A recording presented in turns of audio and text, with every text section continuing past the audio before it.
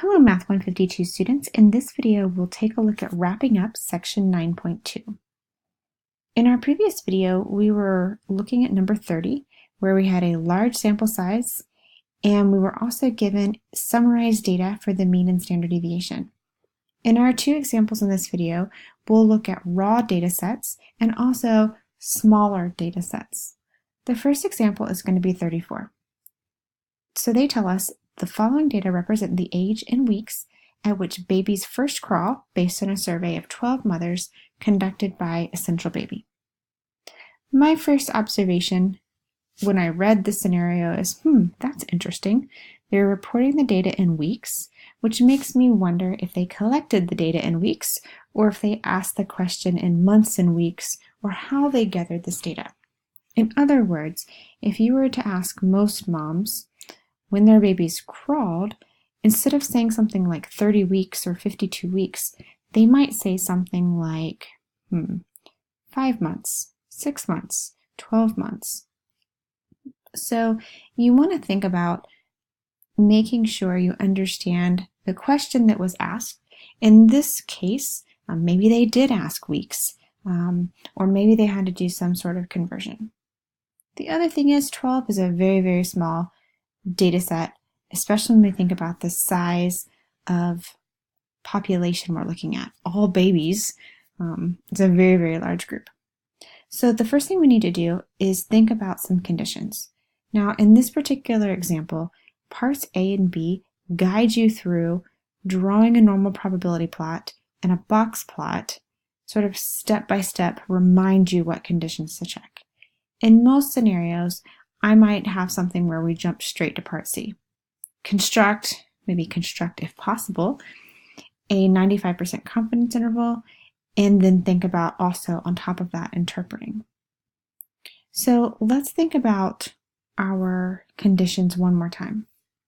Here, with greater than 30, we were good to go. Less than 30, we either need an underlying population that's normal, or if you don't know anything about that underlying population, you need to check your box plot for outliers and your QQ plot to make sure it's approximately linear. So you will need to put your data into StatCrunch. Here I typed in our 12 data values, and let's create our QQ plot first. Somehow I got mine in variable 2. I think I deleted the variable 1 column. I'm going to select my correlation statistic and compute. So when I take a look at my QQ plot, it does look approximately linear, and notice that correlation value is very high. Keep in mind, you want to check the correlation for this one against table 6 in Appendix A. So I'm going to show us that table. This is actually on page A13. So go to Appendix A and you'll have to keep on scrolling a little bit until you get to table 6, or I believe you can just type in A13. And we saw this table in previous chapters where it's not quite the same as the critical values that we saw in chapter 4, but we're interpreting them similarly. So let's take a look back at our StatCrunch output. Our correlation was 0.982, and if we go back to 12, we had to exceed 0.928. So in our case, we are good to go. This QQ plot checks out. So the other thing we want to do is quickly just create a box plot. Make sure there's no outliers. Make sure you check the use fences option, and I like the boxes horizontal. That part's not a requirement, but when we check, we do see that there's no outliers, so we are good to proceed.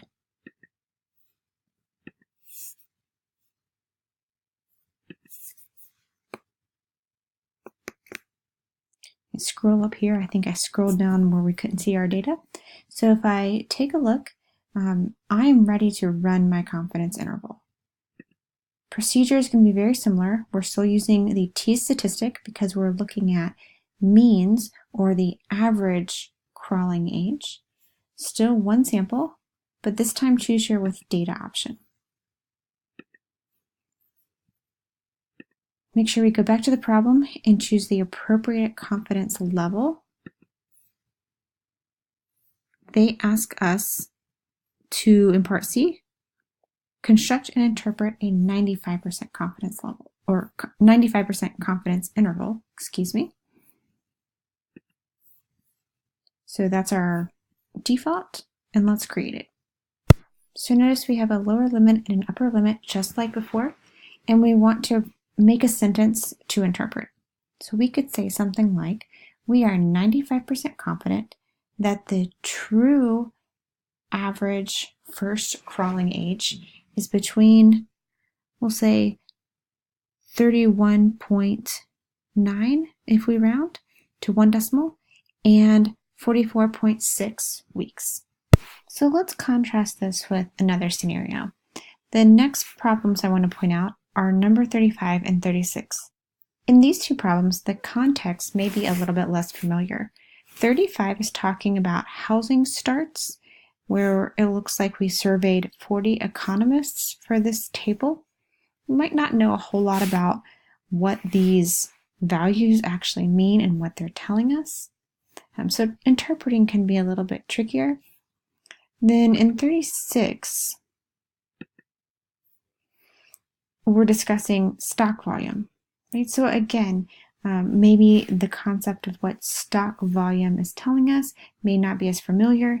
Another added component is that instead of reporting 6.16 million, they go ahead and write a 6.16 in abbreviated form, and then we're going to have to interpret this in the end as scaled back up to millions.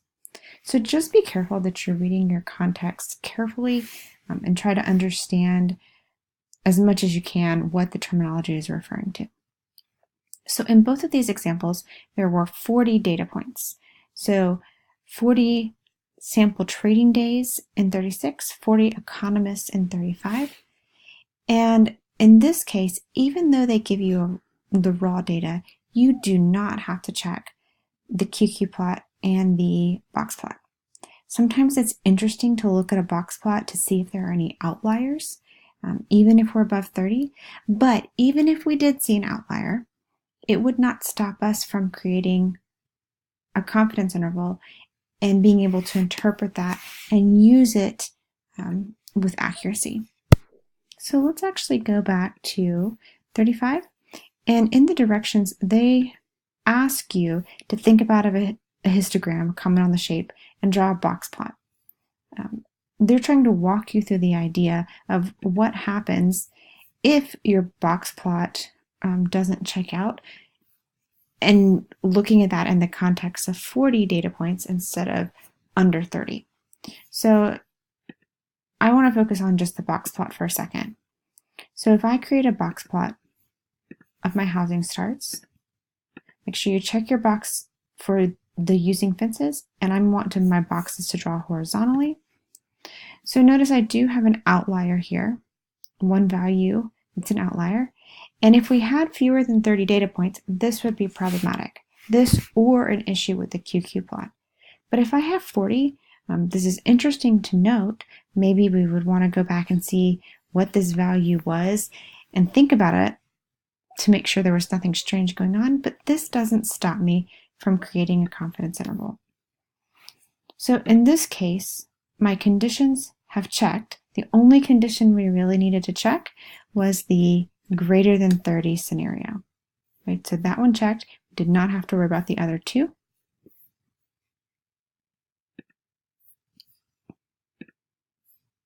Here we're dealing with one sample. We have the data.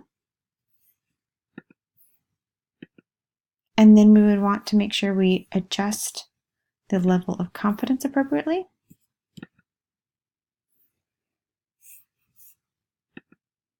Notice in 35 and I believe 36, we're still going to be doing the 95% confidence intervals. So we'll leave that and compute. So again here, we can write a sentence about what this means, but if we wanted to say much more than we are 95% confident that the true average is in between the two values, we might want to do a little bit of research to make sure we're interpreting this housing start correctly. All right, so the last thing we want to do in this video is contrast 9.1 and 9.2. Section 9.3 really is just a mix-up of the other two sections in terms of problems, and then gives you a couple summary charts to help you make a decision. So in this summary chart, the first thing you have to determine is which scenario you're in. Are we dealing with proportions or means, 9.1 or 9.2? And your book also gives you an option for standard deviation or variance.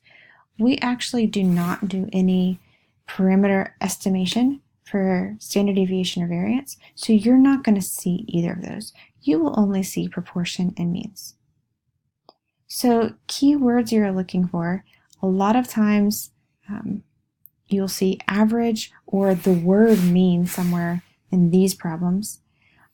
For proportions, look for a base percent or look for some sort of yes-no scenario, almost like a binomial that you're seeing where you could get a proportion. Then the next part is the conditions. Here, we want to make sure we check that n times p times 1 minus p condition, but with our p hats. And we also have the 5% rule, that our sample should not be more than 5% of our population. So if that checks, we can create the confidence interval. For means, we have a little bit more of a complex decision. If we have greater than or equal to 30, we go ahead and compute our t confidence interval. And then if not, we can ask ourselves, does the data come from a distribution that's approximately normal with no outliers? Meaning, is the QQ plot and the box plot okay? If so, we're ready to compute our interval. And if not, at this point, we're going to be a little stuck. We are not going to go over non-parametric methods that your book sort of alludes to. And we're not really going to do a lot with the concept of bootstrap methods.